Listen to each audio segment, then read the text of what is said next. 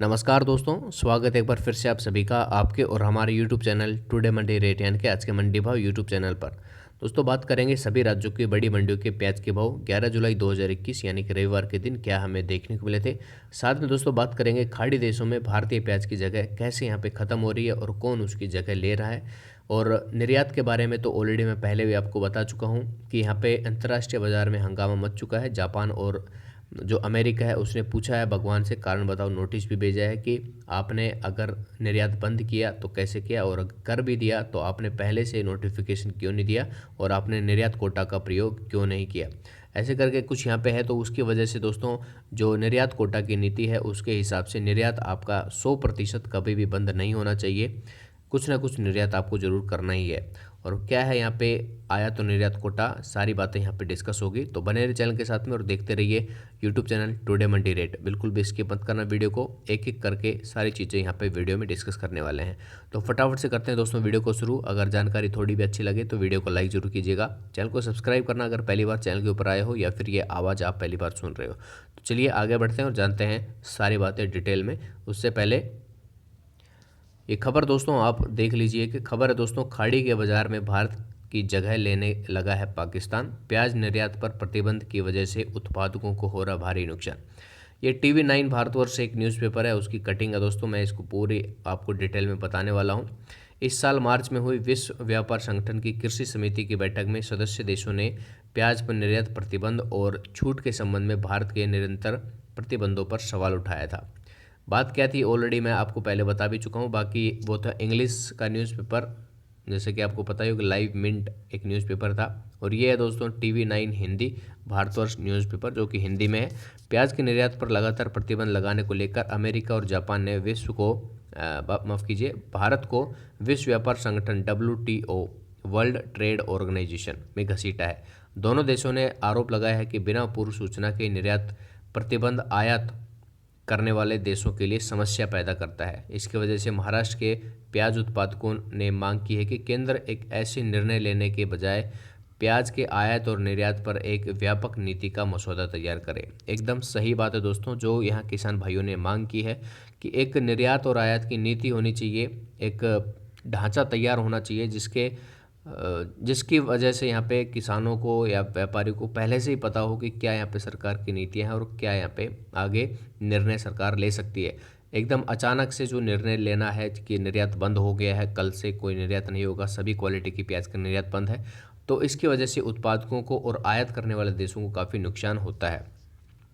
महाराष्ट्र राज्य प्याज उत्पादक संघ के अध्यक्ष भारत दिगोले ने बिजनेस लाइन से बात करते हुए कहा, भारत दूसरा सबसे बड़ा प्याज उत्पादक देश है, मगर अभी भी हमारे पास ठोस प्याज निर्यात नीति नहीं है। प्याज के निर्यात पर सरकार के अनिश्चित प्रतिबंध के प्याज उत्पादकों को भारी नुकसान हुआ है। अब विश्व व्यापार संगठन में निर्यात प्रतिबंध के मुद्दे के साथ केंद्र सरकार को ठोस निर्यात और आयात नीति पर निर्णय लेना चाहिए। आगे कहते हैं दोस्तों, विदेशी मुद्रा जो अर्जित होती है उसके लिए प्याज एक जरूरी संसाधन है।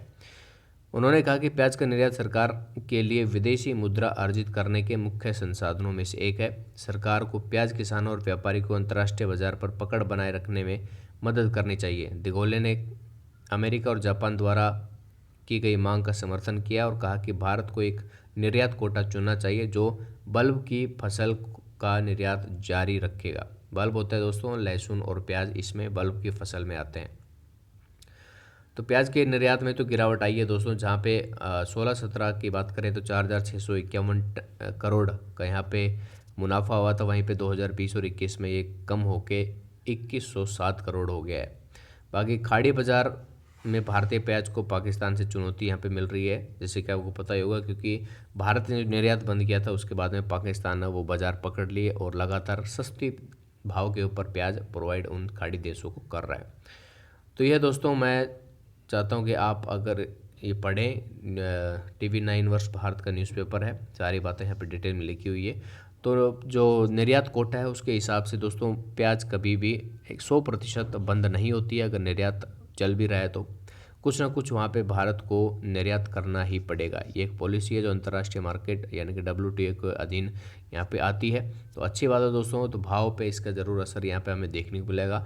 जहाँ पे हमें लॉकडाउन में देखा था कि प्याज निर्यात पूरी तरह से बंद हो चुका है, तो अब आगे से ऐसा शायद हमें नहीं देखने को मिलेगा। सरकार को जल्द इसके ऊपर कोई निर्णय लेना चाहिए।